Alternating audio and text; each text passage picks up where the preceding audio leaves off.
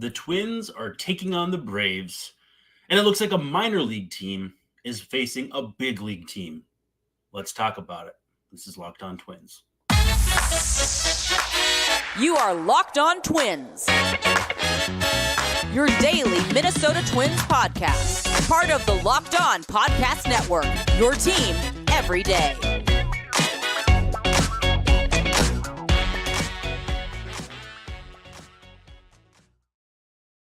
Well, hello again. This is Brandon Warren, and you are listening and watching Locked On Twins. You can follow me on Twitter at Brandon_WARNE. And of course, we are part of the Locked On Podcast Network, your team every day. Thanks for making us your first listen every day. And thanks for hanging out with us here late at night after especially an uninspiring Twins game against the Braves. As a reminder, please feel free to hang out in the comments section. That includes during and after the shows. We'll do our best to hang out there with you, talk about different things, maybe have a little bit of a vent session as the Twins have been playing pretty ugly baseball here the last few days. And also, too, if you have questions you want answered, if you're not watching live, you can always send them via Twitter at Brandon_Warren, at Locked On Twins, and that sort of thing. And also, Locked On Twins Breathless post-game minutes after pretty much every game. Be sure to check those out on YouTube under the spot where it says shorts. Every single time we have one of those, it will end with a statistic that you will not find anywhere else. I will dig for a stat that I don't think you will be able to hear or find from anyone else, whether it's in an article on Twitter or in any sort of other radio program, audio program. Also, too, make sure to check out the Matt Lawton episode of Locked On Twins, whether you do it on YouTube or wherever you get your podcasts. Had a lot of fun talking to 1/3 of the original Soul Patrol outfield, working on trying to talk to the other 2/3, so stand by for that. And to make up for missing an episode last week, we did have a bonus episode which was grading the trades of the Falvey and Levine era. So the guys took over in October of 2016. And so we graded all of the trades, the big ones especially. I did make a list of the ones that maybe weren't exactly earth-shattering or world-changing, like Danny Santana to these very Atlanta Braves the Twins are playing for a pitcher named Kevin Chapman. We didn't really feel the need to grade that one. But if you want to go back and look for that after listening to or watching this, I would highly, highly recommend it. Twins and the Braves wrap things up on Wednesday with a little morning baseball, at least a morning game from the Central Time Zone, which is where I'll be watching, and hopefully you will as well. But it'll be Kenta Maeda against Colby Allard.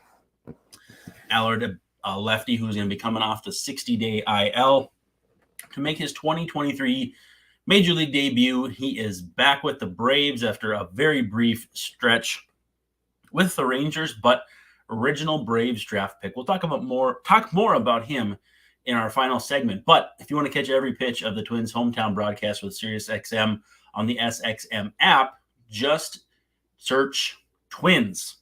Hang out with Corey and Danny if you're outside the house, or if you just like catching a ball game via audio as opposed to video. So it has not been a good series for the Twins, dropping the opener 4-1, and then the second game Tuesday evening 6-2. And you look at the scores, if you're just box score watching, it doesn't seem to be that big of a deal. The games have not been if you were box score watching, you wouldn't think they were as non-competitive as they've been, but it really hasn't felt like at this point the Twins have really been competitive in the entire series. So let's give the Braves some credit. They're 19-4 in June. So they're absolutely fantastic in June. They've gone on some incredible stretches here. I know they lost 2 games in a row at some point in June, but it has been quite a roll for them. They're 11-1 at Truist Park in June. So June coming to an end here. This is going to probably go down as one of Atlanta's best home months in quite some time. But at the same time, Twins take a 1-0 lead, leave ducks on the pond in the first inning in this one. And like every other time the Twins have struggled here recently, lost opportunities seem to lend their way to the team they're facing picking up those opportunities and cashing them in the next half inning. And the Braves waited an entire one pitch. That's right, one pitch before Ronald Acuna Jr. homers to right center, ties the game. And in other words, the Braves were pretty much off to the races from that point forward. 6 pitches later, you get a triple from Ozzie Albies. 3 pitches after that, Austin Riley hits a homer to left center, absolutely pastes that baseball. Sean Murphy follows with a homer a little later in the inning. And curiously enough, Joe Ryan, who certainly had a tough matchup, gives up 3 homers and gets 3 strikeouts in the same inning. He is the only pitcher in Twins history to do that in any inning.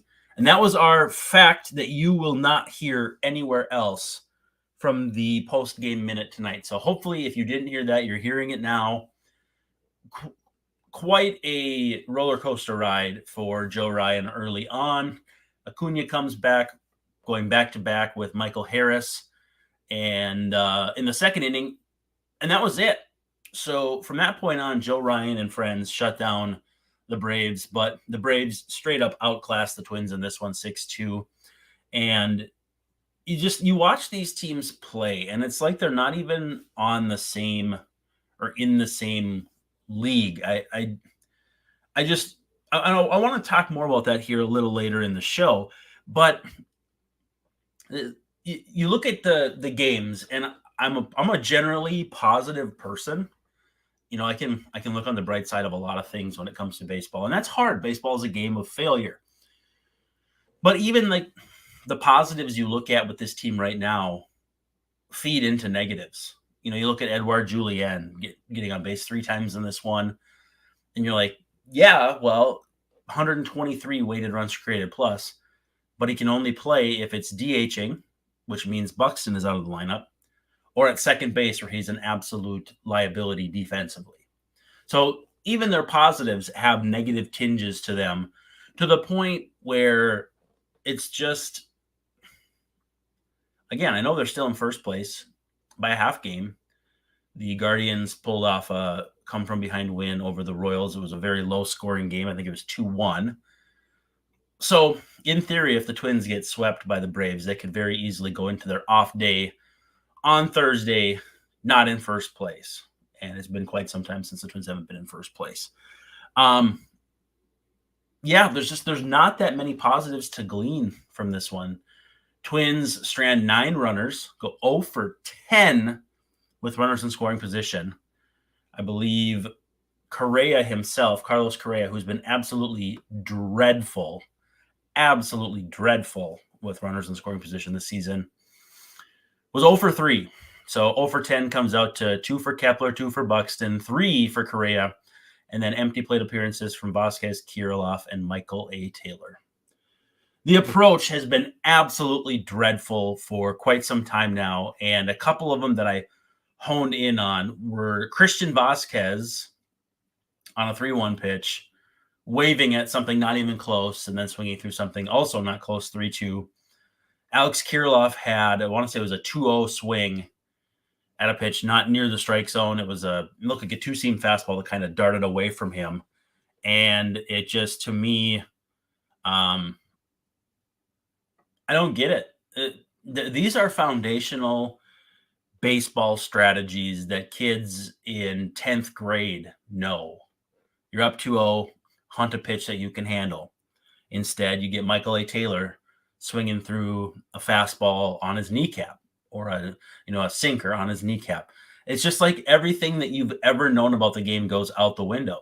And again, and I said this on Twitter Monday, it's not that hitting is easy, and I'm not trying to say hitting is easy, but they're just abandoning basic tenets of hitting.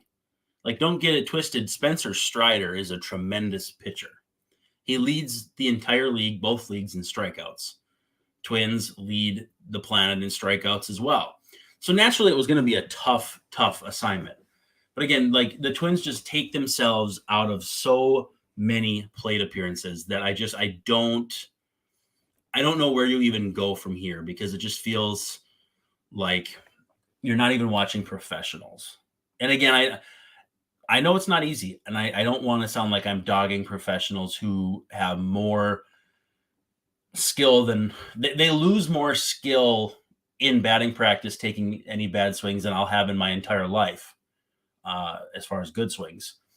It's just what I see. I'm analyzing what I see. It doesn't mean I could do it. Doesn't mean I think they're not working at it. It doesn't mean I don't think they're trying, but it's a frustrating watch right now.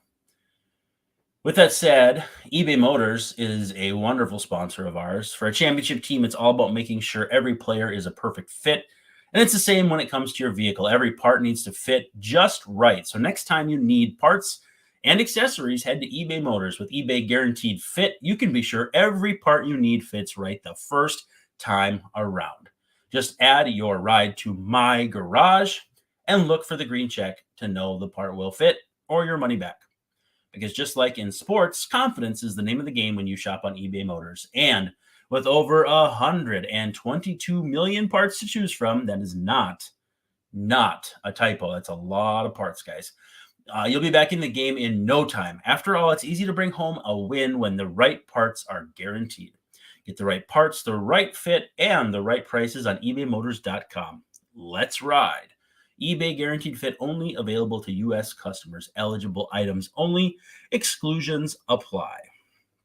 I wanted to focus too on Max Kepler, because I feel like there were some instances where he looks completely disengaged. Before we do that, thanks for making Locked On Twins your first listen every day.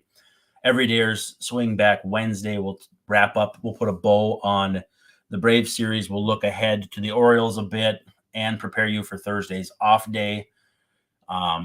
We're still drumming up some ideas for Thursday, so we'll keep you filled in there.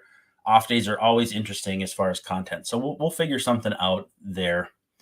All right, and besides that, Twins Braves in the series finale on Wednesday, 11:20 a.m. Little morning baseball. Kent Maeda looking to keep the good vibes rolling on against Colby Allard, who's coming off the 60-day IL with an oblique. And so you can catch every pitch of the Twins hometown broadcast with SiriusXM on the SXM app. Just search Twins. And before we get into an interesting statistical comparison that I found, the triple by Ozzie Albies, to me, seemed as though Max Kepler was just completely disinterested in chasing down the ball. And again, I know there's going to be nuance when it comes to a right fielder playing a wall that he's unfamiliar with. But with that said, to me, that doesn't really come into play here. The ball shot the gap, and I just felt like, I don't know if Kepler was deferring to Michael A. Taylor or what he was doing, but it felt to me like it took him forever to get to the ball and then also forever to get it in. I don't deny that Albies is a fast player and could have had a triple anyway, but it just to me seemed as though like it took him forever. And then two, he hits the ball to Albies, where Albies dives, flips it to shortstop Orlando Arcia, yes, the younger brother of Oswaldo, former Twins fame. And they get him at first base. Like, I felt like that should have been closer at first. So I don't know. Again, maybe my reads on those situations are wrong, but when I posted on Twitter about the play in the outfield, needless to say, there was a lot of people that were in my corner. Also, too, I did have a point about Carlos Correa's plate appearance. One of his plate appearances where he was up with the runners in scoring position. Top of the fourth. So Bryce Elder is struggling with his command all night long. And so you get runners on second and third. Eddie Julien hits a sac fly to left. Eddie Rosario's throw, I think it hit Gallo on the way home, but a good Eddie Rosario throw like we saw in his Twins days, would have nailed Gallo by far. But anyhow, so you got two on second and third. Carlos Correa comes up. And I feel like, so it's 6-2 at this point. Carlos Correa, base empty, Alex Kirilloff behind him. You got a young guy who's struggling. If Correa had been doing anything at all this season, that's a spot where I think Correa gets intentionally walked. Instead, not only does he get up 3-0 in the count, then he takes a looking strike on a slider, a looking strike on a sinker, fouls off a sinker, but then swings through a changeup low. I would say it was out of the zone, but I'm not going to fight anybody if they say it was close. And the threat ends there. 3 times tonight he got made outs with runners on, stranding runners. Just absolutely, he's the anti-clutch this season. And again, I don't know. The concept of clutch exists to me in a vacuum of if you come through at a big spot, you're clutch. That said, Correa is the archetype for players not being clutch year to year. So either he has it or he doesn't any given season. This year, he does not. Decidedly does not. But again, I think if Correa is going well, that 4th inning plate appearance is an intentional walk to Correa to face Kirilloff with the bases loaded. So I would say, it's pretty well documented that Correa is not not doing that well this year. I wanted to take a second to talk about the parallels between this Braves team and this Twins team. And I know what you're thinking. Parallels. What the heck are you talking about? So the Twins have played 81 games, the Braves 79. And if you look at their pitching staffs, very, very, very similar. Twins are 40-41, halfway through the season, exactly halfway. Braves are 52-27. If we look at the pitching staffs, Twins 3.7 ERA, Braves 3.79. Twins 1.18 WHIP, Braves 1.28. Twins 9.53 strikeouts per 9, Braves 9.61. Twins 1.04 homers per 9, Braves 1.11. In other words, the Twins have faced 18 more batters, but have basically been exactly identical, Twins and Braves identical to this point in the season, pitching-wise. So what's the difference? Well, obviously the difference is in hitting. You look at 52-27 for the Braves, and the Twins have a 710 team OPS. The Braves have an 829. So 119-point difference, which is huge. But again, it goes to show just how different this Twin season could be if they even had marginally good hitting. The Braves are hitting 271 as a team. The Twins are hitting 232. So 29-point advantage. Twins 310 on base, Braves 341. So 31-point advantage. And then here's where it gets big. Slugging percentage, 401 for the Twins, 488 for the Braves. 87-point difference. The Braves have 42 more homers. They've also stolen 24 more bases. They've struck out 160 fewer times. They've walked the same number of times. But in other words, even if the Twins had a marginally good offense, there's no reason they wouldn't be at least, I'd say 5-6 games up in this division. Twins came into tonight 43-37 with their Pythagorean record, 43-37. So based on runs scored, runs allowed, how much you'd expect to win or lose based on that. So you can say 43-38 after this loss because that's obviously not going to be a Pythagorean win. So again, there's already proof that the Twins should be better than they are. But these two teams have virtually identical pitching. Right down to less than 10 points separate them by ERA. And the Twins are better. They're better across the board. The Braves are slightly better in strikeouts. Otherwise, it's Twins across the board. So there still should be some optimism if the Twins can find any sort of offense the rest of the way, that they have a chance to get this thing going. Now, with that said, and as we've said, this represented the 81st game of the season. The Twins are exactly halfway home. And right now, they're on pace to go 80-82 and win the AL Central. It's not what you want. It's not what you want. The Twins play the Braves on Wednesday, mercifully wrapping up the series at 11:20 a.m. It's Kenta looking to continue his positive vibes against Colby Allard, and it should be a very good challenge. This is obviously a better offense than the Detroit offense that Kenta played last time. So it'd be a good challenge.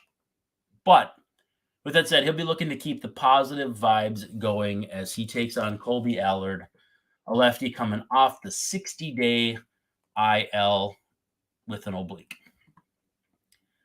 You can catch that game on SiriusXM. Just get the SXM app, search Twins, and you can hang out with Corey and Danny, especially it's a morning game, might be at work, might be at the office.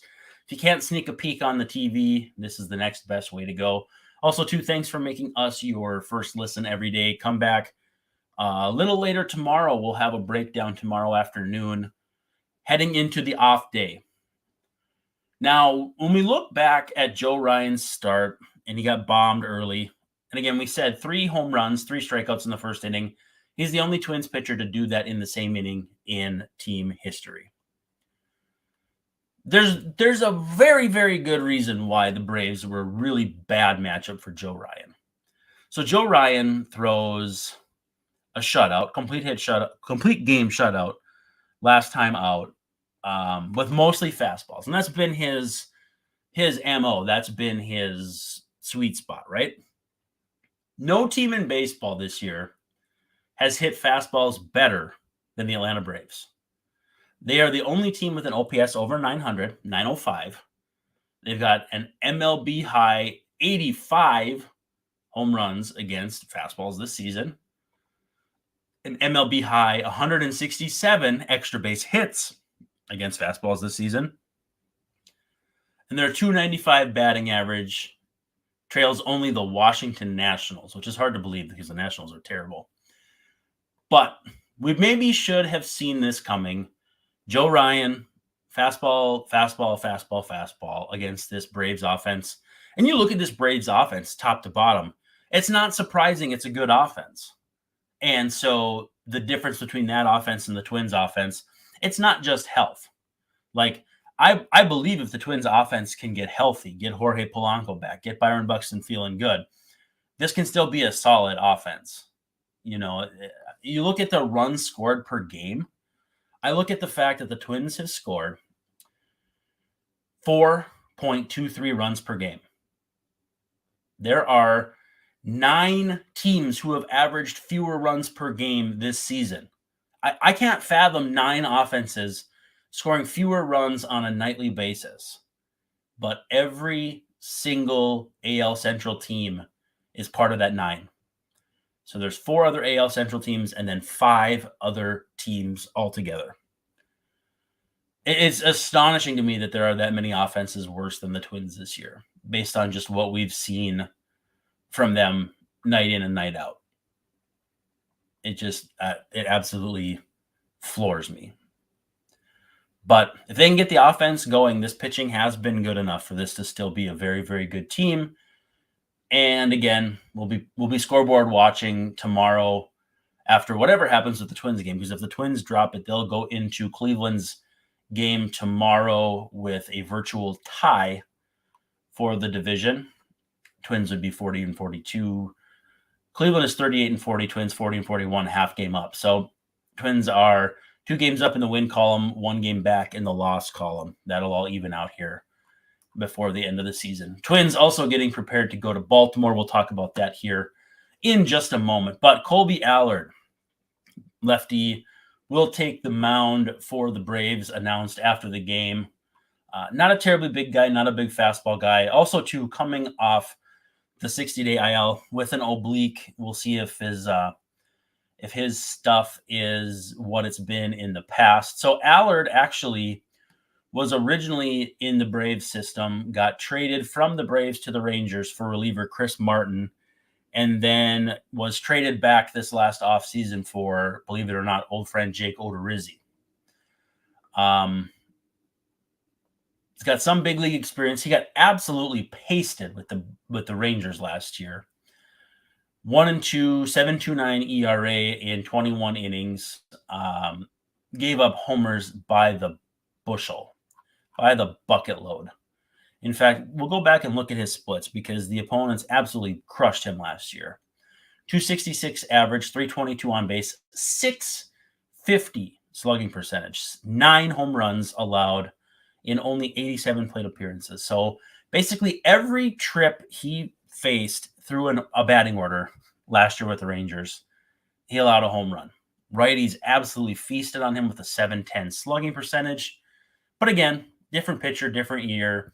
Also keep in mind, this Twins offense has a very, very bad habit of making pitchers like this look like they're absolute aces. So should be very, very interesting to see how that goes. Allard, again, not a big fastball. He kind of has the usual repertoire: fastball, cutter, curve, changeup.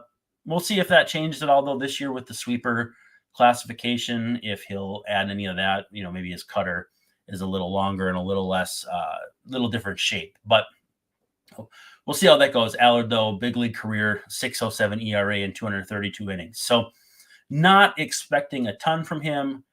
From the Braves side, from the Twins side, not expecting a ton from that offense. So who knows? If the Twins get up in the morning with their hitting shoes on, maybe they've got a chance. But I am not going to hold my breath. Midseason check-in for your Twins. 81 games in, 81 to go. This is what they've been very, very, very good at. They are second across all MLB in WHIP, 1.18. Stolen base percentage against, 66. Walk-off wins, they have 6. Quality starts, 39. Runs allowed per game, 3.90. Those are all second in MLB. Twins are third in opponent average, 231. Stolen base percentage themselves, they're third, although they're also second to last in stolen bases. Third in strikeouts per 9. Third in walks per 9. Fourth in ERA. Fourth in OPS against. Honestly, pitching, fourth in starting pitcher batting average against, fourth in starting pitcher ERA, fifth in relief pitching ERA, fifth in relief pitching opponent batting average. But then the struggles. 30th on offense in strikeout rate, 29th in stolen bases. Again, doing it efficiently, and it's starting to heat up, but not there yet. They've left 562 runners on base this year. That is 26th, 25th in batting average, 23rd in strikeout differential, 23rd in on base. I'm not telling you anything you guys don't already know in terms of their pitching, and they're not doing anything offensively. So for our midseason check-in, a lot of things you already know. The pitching staff has been phenomenal. We expect it to be at least good the rest of the way, although with Brock Stewart going on the IL with an elbow issue, the bullpen is extremely thin. In our old friend report, which we will close with here in a couple minutes, there is someone I'm keeping an eye on that could be a fit for the Twins. But before that, just a reminder, Twins are going to head over to Baltimore for 3 over the weekend after Thursday off. Well-deserved Thursday off after 16 games. Over 16 days, it'll be Pablo Lopez against Dean Kramer, Bailey Ober against Kyle Bradish, and Sonny Gray against Cole Irvin. So, again, if you haven't heard of any of those guys on the Baltimore side, I get it. Not exactly household names. But again, the Twins have done a good job of making those guys look absolutely ridiculously good all season long. The 2 starters the Twins will miss are Tyler Wells and Kyle Gibson. Kyle Gibson, obviously former Twin, dating back to 2013. 2009 draft, 2013 big league debut. But then Tyler Wells was in the Twins minor league system before he was picked up, I believe, out the Rule 5 draft. But with that said, Twins will miss both of those guys. The Twins, so the Orioles have been solid, 48-30. But you look at their offense, they're not the only thing they're top 10 in is OPS, and they're 9th. For their starting pitching, the only thing they're top 10 in is walks. And the relievers, you got strikeouts and homers that they suppress.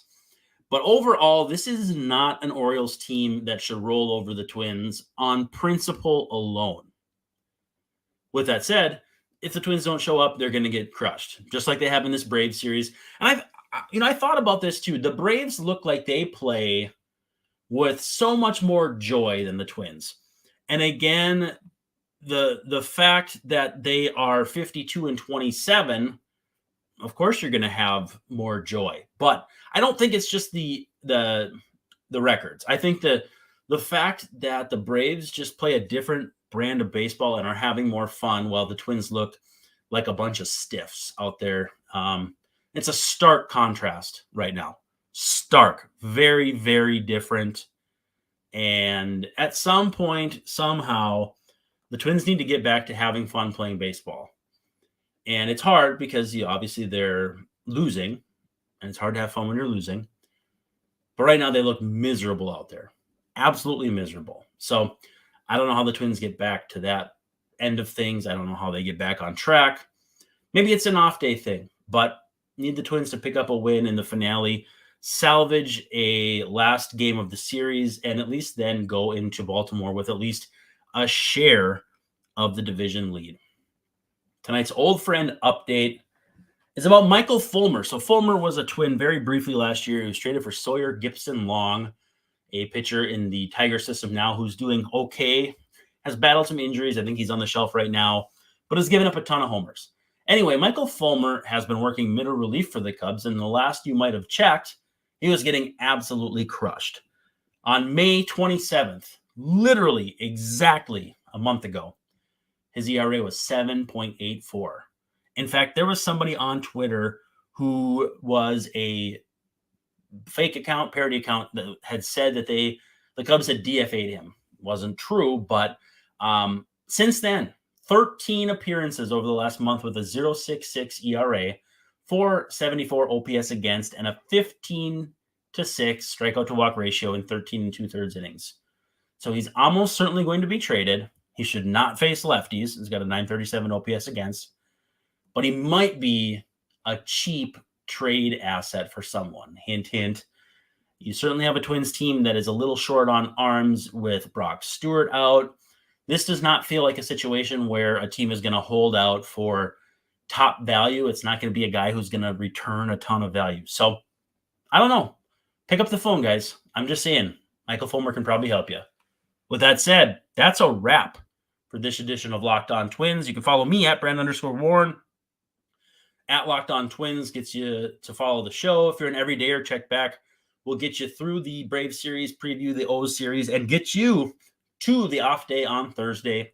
Subscribe, like, give us a 5-star rating on whatever platform you are listening on or watching, and hang out in the comments section. We'd love to hear from you one way or another because you are a very important part of the show. Now, with that said, that's Brandon Warren signing off, saying thanks for hanging out, and don't forget to stop by tomorrow.